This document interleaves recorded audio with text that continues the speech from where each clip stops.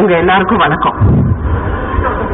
எங்களுக்கு ஏற்பட்ட அவமானங்களை நீங்க எல்லாம் யாரும் கவலைப்படாதீங்கம்மா.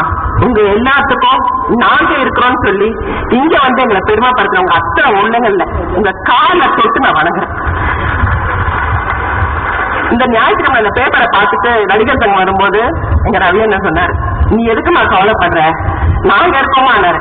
இன்னைக்கு அண்ணன் மட்டும் இல்ல, எங்க தலைவர் மட்டும் இல்ல, இங்க பாருங்க எத்தனை தலைவர்கள் நீங்க எங்களுக்காக இருக்கிறாங்க.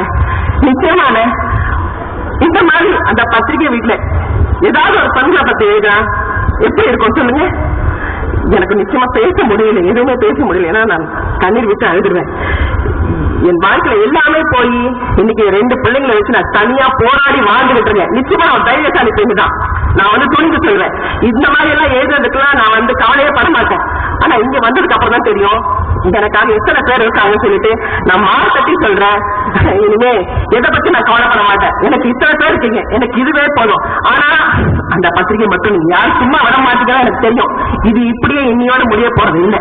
இது நிச்சயமா செல்வமணி சார் சொன்ன மாதிரியும் எங்க சிபிஐக்கா சொன்ன மாதிரியும் எங்க தலைவரும் பொதுச் செயலாளரும் இதுக்கு ஒரு பெரிய நடவடிக்கை எடுப்பாங்கிறது நிச்சயம். ரொம்ப நன்றி, வணக்கம். எல்லாருக்கும் வணக்கம். பெண்களை பத்தி ஆர்டிஸ்ட பத்தி இவ்வளவு கேவலமா அசிங்கமா இது நம்மள எழுதியிருக்காங்க. இது நினைக்க மனசு ரொம்ப கஷ்டமா இருக்கு, ரொம்ப வேதனையா இருக்கு, பேசவே முடியல. இது கொலை பண்ணாதான் குற்றம் வருதுங்க. இது வந்து ஒரு கேரக்டர் அசாசினேஷன், கொலையை விட ஒரு பெரிய குற்றம். இதை மன்னிக்கவே முடியாது.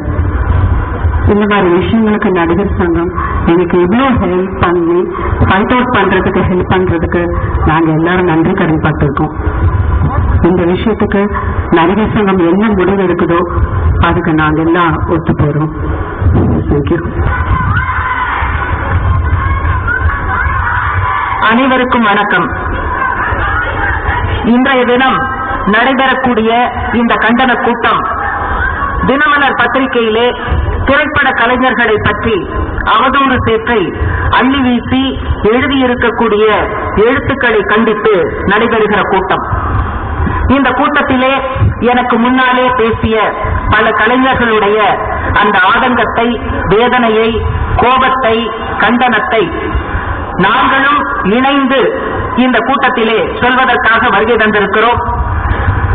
இங்கே பெண்கள் அமைப்புகள் என்கிற அடிப்படையில் அனைத்திந்திய ஜனநாயக மாதர் சங்கம், இந்திய மாதர் தேசிய சம்மேளனம், MCCSS என்கிற தன்னார்வ அமைப்பு உட்பட பல்வேறு பெண்கள் அமைப்புகளைச் சேர்ந்த சகோதரிகளும் சகோதரர்களும் இங்கே வந்து உங்கள் கண்டனத்தோடு இணைந்து கண்டன குரல் கொடுப்பதற்காக வருகை தந்திருக்கிறார்கள். தினமலர் பத்திரிகை பொதுவாகவே பல்வேறு அவதூறுகளை, விஷமத்தனமான செய்திகளை எழுதக்கூடிய பத்திரிகை என்பது எங்களுக்கு எப்போதோ தெரியும். உங்களுக்கு இப்போதுதான் தெரிய வந்திருக்கிறது. பல முறை இங்கே மவுண்ட் ரோடிலே இருக்கக்கூடிய தினமலர் பத்திரிகை அலுவலகத்தின் வாயிலே அனைத்திந்திய ஜனநாயக மாதர் சங்கம் உள்ளிட்ட அமைப்புகள் கண்டன குரலை கொடுத்திருக்கிறோம். மார்ச் 8 என்பது சர்வதேச பெண்கள் தினம். பல போராட்டங்களுக்கு பின்னால் தான் பெண்களுக்கு உரிமை வந்தது என்பது அனைவருக்கும் தெரியும். அந்த போராட்டங்களை நினைவு கூறக்கூடிய ஒரு நாள். அந்த மார்ச் 8ஆம் தேதியை இந்த பத்திரிகை எப்படி போட்டிருந்தது என்று சொன்னால், ஒரு உடல் உழைப்பு தொழிலாளி, பெண் தொழிலாளி டாஸ்மாக் கடையிலே நின்று கொண்டிருப்பதை போட்டோ எடுத்து அதை அந்த பத்திரிகையினுடைய முதல் பக்கத்திலே போட்டு வாழ்க சர்வதேச பெண்கள் தினம் என்று அவர்கள் எழுதியிருந்தார்கள். அந்த மூடத்தனத்தை, அந்த விஷமத்தனத்தை கண்டித்து மிகப்பெரிய ஆர்ப்பாட்டம் அந்த பத்திரிகையினுடைய வாசலிலே நாங்கள் செய்திருக்கிறோம். வணக்கம். இந்த சினிமா சார்ந்த இந்த சோசியல் ஸ்டிக்மா அல்லது சமுதாயம் சார்ந்த ஒரு பழி அல்லது கரை என்று தீர்மா தெரியவில்லை.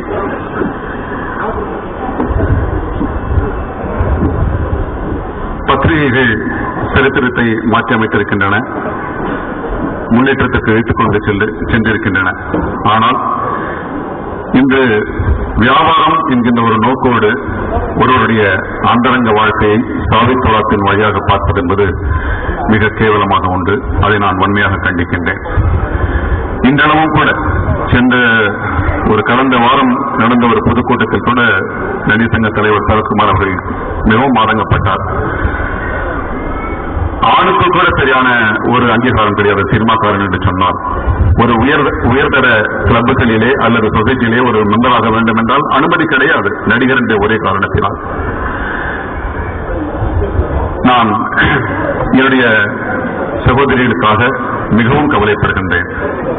ஒரு பெண்ணுடைய மென்மையான இதயம், அவர்கள் மிக தைரியசாலிகளாக இருக்கலாம், போராளிகளாக இருக்கலாம், இருந்தாலும் அவர்களுடைய மனது என்ன நோக்கும், இது என்ன நோக்கென்றே தெரியவில்லை. இப்படி ஒரு செய்தி இட்டால் அந்த செய்தி மிகப்பெரிய ஒரு பிரளயத்தை கொண்டு வரும் அல்லது ஒரு பெரிய பேராபத்தை விளைவிக்கும் என்று ஒரு சுய உணர்வோடு இது எழுதப்பட்டதா எனக்கு தெரியவில்லை. தயவு செய்து என்னுடைய பத்திரிகை நண்பர்களே, நாடு முன்னேறி கொண்டிருக்கின்றது, உலகத்தில் பல பிரச்சனைகள் இருக்கின்றன. நீங்கள் இவ்வளவு பக்கத்தை என்னுடைய சகோதரிகளை அவமதிப்பதற்காக செலவிட்டதை விட இன்று உலகம் பயந்து கொண்டிருக்கும் சுற்றுப்புற சூழலை பற்றி பேசியிருக்கலாம். அது என்னவோ தெரியவில்லை, ஒரு 1000 பேர் பங்கு பெறுகின்ற ஒரு கூட்ட காட்சியில் எங்கோ ஒரு மூலையில் நின்ற ஒரு பெண் கைது செய்யப்பட்டால் கூட ஒரு சினிமா நடிகை கைது செய்யப்படுகிறாள் என்று ஒரு செய்தி. எங்கோ ஒரு கூட்டத்தில் நிற்கின்றான், வேடிக்கை பார்த்து நின்றிருந்த ஒரு ஆண், அவனை அடையாளம் காட்டி ஒரு சினிமா நடிகர் இந்த கொலையில் சம்பந்தப்பட்டிருக்கிறார் என்ற செய்தி. ஏன் இந்த அவலங்கள் வேறு எந்த துறையிலும் நடக்கவில்லையா? தயவு செய்து பத்திரிகை நண்பர்களை நான் கேட்டுக் கொள்கிறேன், வளர்ந்தால் ஒன்றாக கைகோர்த்து வளர்வோம். தயவு செய்து ஒருவரை அழைத்து ஒருவரை அவமதித்து நீங்கள் வளர வேண்டும் என்று சொன்னால் இந்த நிலையைத்தான் நீங்கள் சந்திக்க வேண்டியிருக்கும். இந்த உணர்வுபூர்வமான கூட்டத்திற்கு என்னுடைய நன்றி. நான் உங்கள் துணை நிற்பேன். தனி மனித சுதந்திரத்துல ஓரளவுக்கு மேல யாருமே தலையிட முடியாது. அதை நாம் சட்ட ரீதியாக எப்பவுமே எவ்வளவு இருந்தாலும் ஃபைட் பண்ணி கண்டிப்பாக ஜெயிக்க முடியும். நடிகர்கள் எல்லாருமே கொஞ்சம் இலகிய மாணவர்கள்னாலையும் சரி நமக்கு எதுக்கு அப்படின்னு ஒரு பெருந்தன்மையாக நடந்து கொள்ளக்கூடிய ஒரே காரணத்தினால்தான் இப்படிப்பட்ட சம்பவங்கள் நடைபெறுகிறது. ஆனால் இனிமேல் இது நடக்காது என்பதற்கு இங்கு வந்திருக்கும் அனைவருமே சாட்சியாக இருக்கின்றோம். கண்டிப்பாக இனிமேல் நடக்காது இது மாதிரி. ஆனால் நாம இந்த பாதிக்கப்பட்டவர்கள் யாராக இருந்தாலும் சட்ட ரீதியாக இதை நீங்க அப்ரோச் பண்ணாத ஒரு டெஃபர்மேஷன் கேஸ் அந்த மாதிரி போய் கண்டிப்பாக இதை கோர்ட்டு மூலமாக நாம் நியாயத்தை பெற முடியும். பத்திரிகைகள் எழுதினால் கூட எனக்கு அது மாதிரி எழுதியிருக்காங்க. எதிர்க்கப்பட்டு அதை முதல்ல நான் போன் பண்ணி சொல்வேன், அப்புறம் லெட்டர் போடுவேன். மாட்டேன்னு சொல்லும்போது கோர்ட்டு வழியா போய் நான் ஜெயிச்சிருக்கேன். இதை எதற்காக சொல்கிறேன் என்றால் அந்த தனி மனித சுதந்திரத்தை பார்க்க வேண்டும். பெண்களுக்கு 50% இடஒதுக்கீடு வேணும், 30% இடஒதுக்கீடு வேணும். ஒரு பக்கம் பேசிக்கிட்டு நாம எல்லாருமே பெண்களை பற்றி தவறாக பேசுவது என்பது ரொம்ப தப்பான ஒரு விஷயம். அது இனிமேல் நடக்கக்கூடாது என்பதுதான் இந்த கூட்டத்தின் நோக்கம். இது நடிகர் சங்கம் எடுத்திருக்கிற இந்த முயற்சிக்கு இத்தனை பேரும் வந்திருக்காங்க. இது கண்டிப்பாக மிகப்பெரிய வெற்றி பெற வேண்டும். இந்த ஒற்றுமை என்றும் நிலைக்க வேண்டும் என்று எல்லாம் அல்ல இறைவனை வேண்டி